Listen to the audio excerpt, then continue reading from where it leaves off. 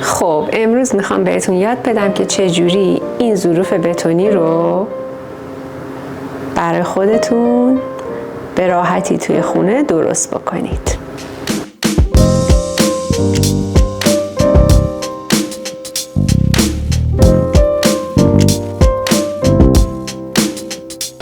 خب سلام، خوش اومدیم به کانال یوتیوب من شیرینم و امروز میخوام بهتون آموزش ظروف بتونی که خودم درست میکنم رو بدم. یه ویدیو دیگه هم توی یوتیوب درست کرده بودم برای آموزش ظروف بتونی، ولی خیلی برام کامنت گذاشته بودین که خیلی دقیق تر و نکته به نکته تر بگو. گفتم این ویدیو رو بسازم، از تمام مراحلش مرحله به مرحله فیلم بگیرم و توضیح بدم براتون که برای شما مفید باشه و بتونین که این آموزش رو ببینین و برای خودتون توی خونه این ظروف رو درست کنین و شاید شغل جدیدتون بشه ساخت این ظروف. امیدوارم که براتون مفید باشه، با من همراه باشین. خب اول از همه میخوام وسایل مورد نیازی که برای ساخت این ظروف لازم دارین و دونه بدونه بهتون بگم، بنویسم که کاملا بدونین که برای شروع به چه وسایلی نیاز دارین. اولین چیزی که باید تهیه بکنین پودر سیمان هستش. خب پودر سیمان تو بسته های مختلف 5 کیلویی، 10 کیلویی، 20 کیلویی هستن، ولی حتی شما توی این مغازه های مصالح فروشی برین هم میتونین بگین که باز کنن و براتون هر مقداری که میخواین در واقع بریزن توی کیسه. این حالا یه بسته 5 کیلوییه و هم سیمان سفید موجود هست هم سیمان سیاه و توصیه من اینه که شما از هر دوتاش یه مقدار بگیرین. حالا توی آموزش میبینید من معمولا سفید و سیاه رو با هم دیگه ترکیب میکنم که یک رنگ در واقع توسی به من بده و خیلی خالص سفید رو استفاده نمی کنم. پس یک بسته سیمان سفید، یک بسته سیمان سیاه. خب وسیله بعدی که نیاز دارین و خیلی واجبه قالب‌های سیلیکونی هستن که من خودم به شخصه از دیجیکالا اینا رو گرفتم. حالا توی اینستاگرام یا مغازه‌های مختلفی هم هستن که کلی قالب‌های سیلیکونی متفاوتی رو ممکنه که با تنوع بیشتر بفروشن، ولی اینا رو میتونین از دیجیکالا تهیه بکنین، ولی خودتون هم میتونین قالب توی خونه بسازین. ما فعلا امروز با این قالب‌های آماده میخوایم آموزش بدیم. وسیله بعدی سنباده هستش که نیاز دارین. هم سنباده زبر بگیرین، خیلی زبر، هم سنباده نرم بگیرین، جفتش لازم میشه. حالا تو مرحله خشک شدن بهتون نشون میدم که چجوری باید ازشون استفاده بکنین. وازلین نیاز دارین برای چرب کردن قالب هاتون. سفره یه بار مصرف که زیر دستتون بندازین چون خیلی کثیف کاری داره و حتما باید زیر کل کارتون یه چیزی بندازین. آب نیاز دارین، حالا نه حتما با این طرح قشنگ، ولی حتما آب کنار دستتون باشه برای مخلوط کردن با سیمانتون. یه ظرف گود و یه ابزار برای هم زدن، حالا هرچی که خودتون میدونین و توی خونه موجود دارین برای مخلوط کردن سیمانتون. حتما ماسک بزنین موقع کار کردن با پودر سیمان، برای اینکه انقدر این گرده های پودر سیمان توی هوا شناور و معلقاً شما به چشمتون نمیبینین، ولی به مرور زمان اینا میرن توی بینی و ریه هاتون و اصلا برای سلامتیتون سمه. پس حتما از ماسک استفاده کنید. دستکش یه بار مصرف اینم حتما دستتون بکنین. به خاطر چی؟ برای اینکه این پودر سیمان اصلا متوجه نمیشین، ولی وقتی با پوست شما برخورد میکنه چنان آب بدن و پوست شما رو میکشه، اصلا ماهیتش اینه دیگه و اصلا میبینیم پوست دستتون اینه چوب شده از خشکی. برای همین بهتره که دستکش دستتون باشه، ولی خب بعدش هم حتما حسابی کرم و اینا به دستتون بزنین که پوستتون آسیب نبینه. من از لیوان یه بار مصرف استفاده میکنم برای اندازه گیری هام که چقدر آب و چقدر پودر سیمان باش بریزم. میتونین که لیوان یه بار مصرف هم داشته باشین. خب اول از همه دستکشاتون رو قبل از هر کاری دستتون کنین، ماسکتون هم بزنین به یاد دوران شریف کرونا، بعد شروع کنیم به کار کردن.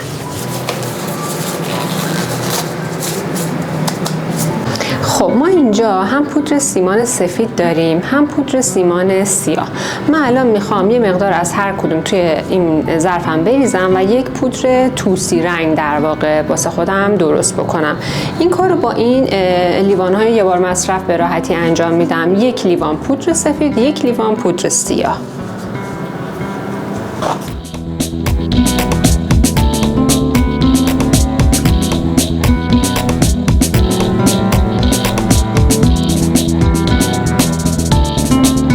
بعدش پودرتون رو قشنگ اینجوری مخلوط بکنین که اون رنگ توسی رو در واقع همینجا اول توی حالت پودری هم ببینید. خب به این صورت. خب این الان از پودر ما این دوتا رو میذاریم کنار.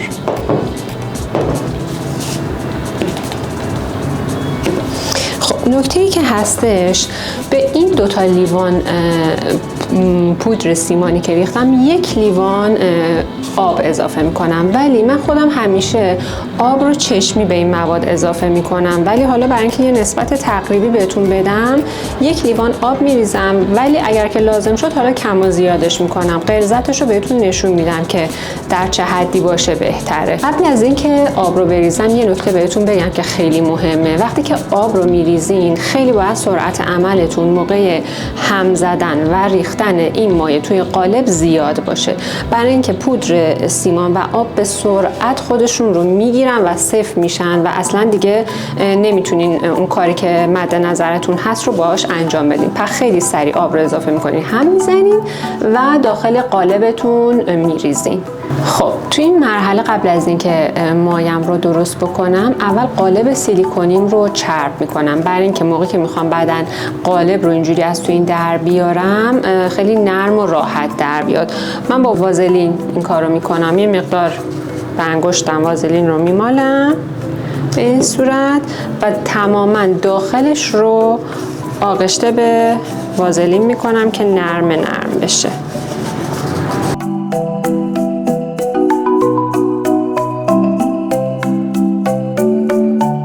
حالا یک لیوان آب میریزم، کاملا این لیوان یه بار مصرفم رو پر آب میکنم.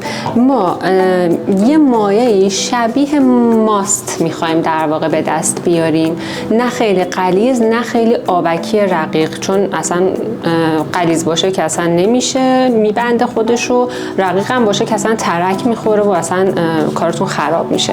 الان میریم اینو میریزیم و سریع هم میزنیم.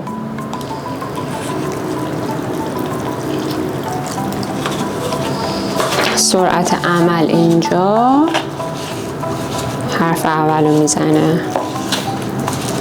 میبینین چه من تو دوربین معلومه که چه گرد و خاکی داره میکنه، بر همین میگم که حتما ماسک بزنید. قشنگم باید کامل هم بزنین که هیچ گوله و سفتی در واقع توی این موادتون باقی نمونه. کاملا یک دست باید بشه موادتون. اینطوری حتی شده فشار بدین، از زیر محکم هم بزنین که تمام گوله ها هم بخوره. به این صورت میبینین مایه چجوریه. حالا نبنده من بهتون نشون میدم، ولی غلظتش باید اینطوری باشه دیگه، رقیق تر از این نباید باشه. سری قالبمون رو میارین و مواد رو توی قالبتون میریزین. حالا فکر کنم برای من به اندازه 2 تا از این قالبا بشه موادم. بعد که مواد رو توی قالبتون ریختین قشنگ اینجوری تکون میدین که حبابایی که توی کاره گرفته بشه، سطح کارتون صاف بشه و یه جای ثابت اینو بذارین. وقتی که این کارو کردین و حباب‌ها رو گرفتین، مثلا این 4 طرفش هم اینطوری میتونین بزنین که همه اون حبابای ریزه کار گرفته بشه و یه سطحی باید بذارین اینا رو که خوش بشن که اصلا با اون میز کاری ندارین، چون اینا اصلا نباید حتی یه کوچولو تکون بخورن دیگه، تو همین حالت باید بمونن تا یک روز کامل خشک بشن و شما اینو بتونید سالم و سلامت از این در واقع قالب در بیارین. به همین راحتی دیدین پروسش اصلا هیچ کار خاصی نداشتش. واسه همین من تو ویدیوهای قبلی که نشون دادم فکر میکردم خیلی واضحه. دیگه شما این رو توی قالبتون که ریختین همینجوری ثابت میذارین بمونه تا یک روز کامل که بریم و بیایم اینا رو از قالب در بیاریم ببینیم که نتیجهش چه جوری شد. یه نکته دیگه هم بهتون بگم که خوبه که بدونین، اینه که حالا من این ترکیبی که درست کردم سلیقه شخصی خودم بود که نصفه میخواستم تیره باشه، نصفه روشن که رنگ توسی بده. شما اگه تیره تر خواستین رنگ پودر تیرتون رو در واقع بهش بیشتر اضافه کنین، اگه سفید خواستین که پودر سفید رو بیشتر اضافه بکنین. ولی نکته‌ای که هست، من خودم به شخصه وقتی پودر سفید خالص رو استفاده کردم و چیزی بهش اضافه نکردم خروجی خوبی نگرفتم و ظروفم مقاومتشون اومد پایین و شکستن بعد از اینکه خشک شدن. حالا این تجربه شخصی منه در مورد پودر سفید، گفتم به شما بگم، ولی حالا میتونین شما توی خونه امتحان بکنین ببینین که برای شما چه خروجی داره. حالا گفتم که این نسبت‌ها رو بدونین که دیگه کاملا سلیقه شخصی خودتونه که چه مقدار از پودر رو استفاده کنید. خب الان مواد من اضافه اومد و من توی قالب‌های دیگه هم ریختم. یه لیوان یه بار مصرف رو هم بریدم، اندازه اینقدرش رو گذاشتم و اضافه موادم رو ریختم ته این لیوان یک بار مصرف. یعنی میخوام بگم شما خودتون میتونین با خلاقیت خودتون خیلی چیزها درست بکنین. حالا الان من از این آینه ها دارم، معلوم میشه، آره از این آینه ها میخوام که یه جاودی کوچولو درست بکنم. اینو قشنگ میذارم توی موادم، یه خلال دندونم فرو میکنم توی موادم و میذارم تا فردا بمونه. بعد خلال دندون رو برمیدارم میشه جاودی. این آینم کنارش یه مثلا دیزاین بامزه میده. حالا الان انجام میدم ببینید. خلال دندونتونم یه مقدار وازلین بزنین که بعداً راحت در بیادش. کاری که فقط میکنین اینه که خلال دندونتون رو نصف کنین که این تیکه از اون حالت تیزی در بیاد، بعد بهش وازلین بزنین و فرو بکنین توی سیمانتون. یه نکته رو توجه داشته باشین، موقعی که میخواین یه چیزی رو توی موادتون فرو بکنین بذارین خودش رو یکم بگیره که اون شی یا جسمتون توش غرق نشه. من گذاشتم مثلا در حد 2 دقیقه اینطورا گذشت، این یه خورده کوچولو سفتر شد. الان میخوام این خلال دندونه رو با سلام و صلوات فرو کنم توش به این صورت، خیلی آروم و با احتیاط. این یکی هم همینطور. یه خورده میتونی اینجوری بپیچونین که این حالت جای سوراخش یه خورده گشادتر بشه. بعد حالا این آینه ها رو میندازم توش. خیلی این قسمتش سخته. همینجوری خیلی شل پرت کنیم که خیلی غرق نشه. بعد یه کوچولو فشار میدین که در واقع مواد یه خورده دورش رو بگیره، ولی نه خیلی که بیاد روش. حالا اینو میذاریم خشک میشه تا فردا ببینیم که حالا ایشالله خروجیش خوب بشه، چون هر کدوم از اینا آزمون و خطاهای خودشونو دارن و ممکنه که یه خروجی اشتباه عذاب در بیاد براتون، ولی حالا ایشالله که خوب در میاد واسه ما. ساعت 7:30 صبح روز شنبه است و من تصویر قبلی که دیدین سه شنبه بود فکر کنم که بتونا رو ریختیم. صدای موتور. سه شنبه بود که بتونا رو ریختیم توی قالب. الان دارم میرم آتلیه بعد 3 روز که ببینم نتیجهش چی شده. خیلی خودم ذوق دارم و قالب در بیارم. اینو خواستم بهتون بگم که اصلا استرس اینو نداشته باشین که وای 3 روز گذشت از قالب در نیاوردم. اینو هیچ اشکالی نداره. مهم اینه که شما 1 روز بذارین توی این قالب موادتون بمونه و تکونش ندین که خودش رو بگیره و صفر بشه. اصلا برین 10 روز دیگه بیاین در بیارین، هیچ مشکلی نداره. مهم اینه که وقتی که خیسه از قالب در نیاد، پرش و خوش بشه، اشکالی نداره، اصلا استرس نداشته باشین. خلاصه که اینجا خوشگله. بریم در بیاریم از توی قالب ببینیم چه شکلی شدن.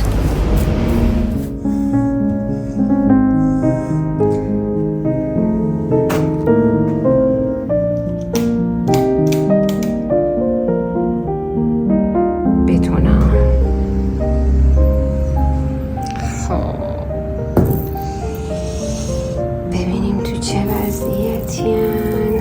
عالی. وای واسه اینا خیلی ذوق دارم. الان چایمو میخورم، میام درشو میارم ببینیم که چه جوری شدن. خب قبل از همه چی دستکشتون حتما دستتون بکنید اول از همه.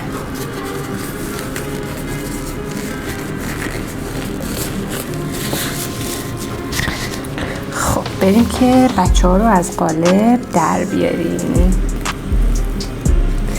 به همین راحتی میبینین، مخصوصا چون وازلین رو زدیم کاملا راحت در میادش، قشنگ سر میخوره.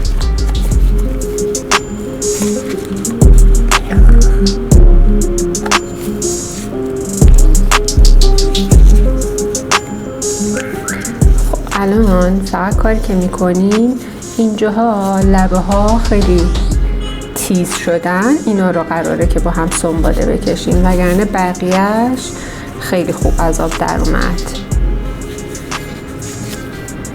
به همین صورت بقیه رو هم از قالب تون در میارم که ببینید.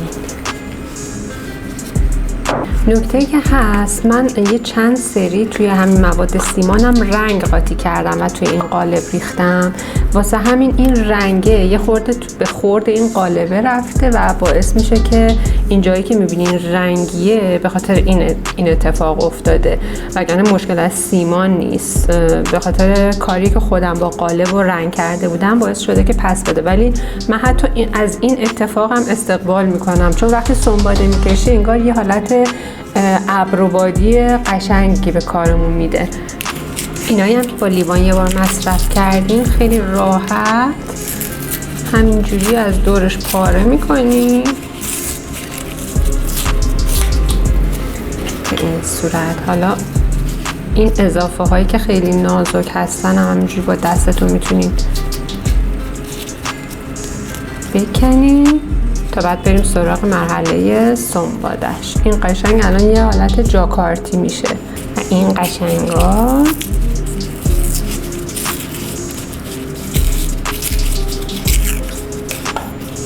میبینید چقدر بامزه شد. این خلال دندونم اینطوری در میاریم. حالا سنباده ایناشو که کشیدم بهتون نشون میدم که چقدر صاف و قشنگ میشه.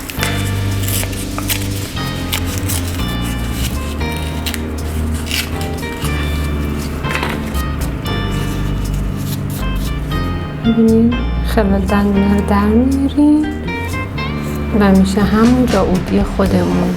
به همین راحتی شما یه محصول خلق کردین. جذاب نیست خدایی؟ کوچولوی بانمک.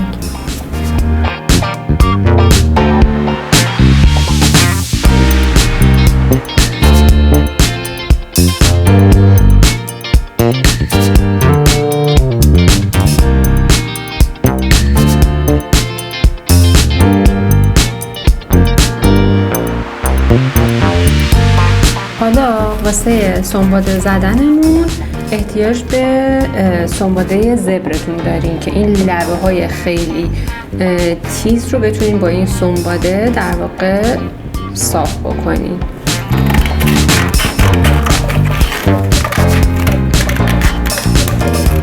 که کوچولو واسه خودتون ببرین که تسلط داشته باشین واسه سنباده زدنش.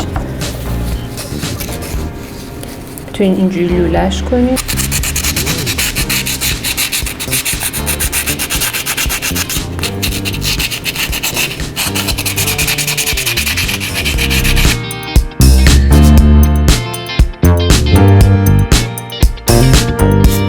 خب ببینید در این حد که هیچ لبه تیزی نداشته باشه، روش صاف باشه. ببینید قشنگ به این راحتی، حالا الان دست من خاک و خالیه، شد یه جاکارتی قشنگ براتون. حالا میتونین قشنگ روش نقاشی کنین، رنگش کنین. حالا اگه برسم براتون رنگش هم میکنم که ببینین که به چه صورت میشه، ولی هر استفاده‌ای میتونین الان از این بکنین برای خودتون.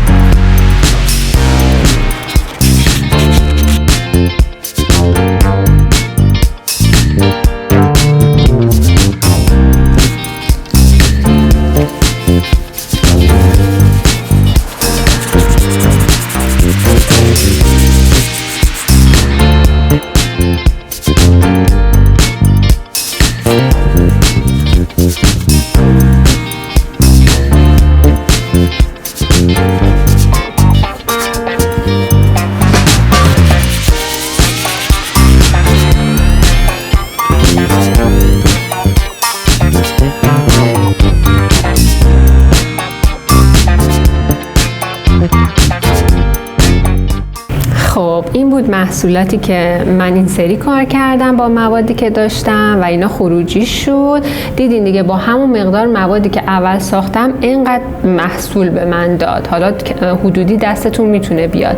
حتما بعد از اینکه سنباده رو کشیدین این ظروفتون رو زیر آب بگیرین، یه آبی به اطرافش بخوره که این گرده های پودر سیمان که در واقع با سنباده ایجاد شده پاک بشه و دیگه کار شما یه کار تر و تمیز و مرتب بشه، برای اینکه حالا بخوایم برین وارد مرحله بعدی کار بشین.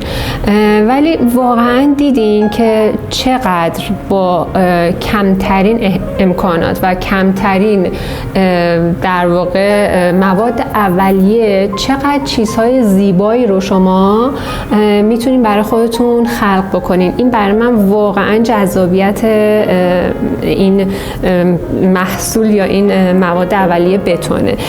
کلی میتونین خودتون حالا خلاقیت به خرج بدین، ظروف مختلف درست بکنین، قالب‌های مختلف بگیرین و اینا دیگه کاملا برمیگرده به خلاقیت خودتون.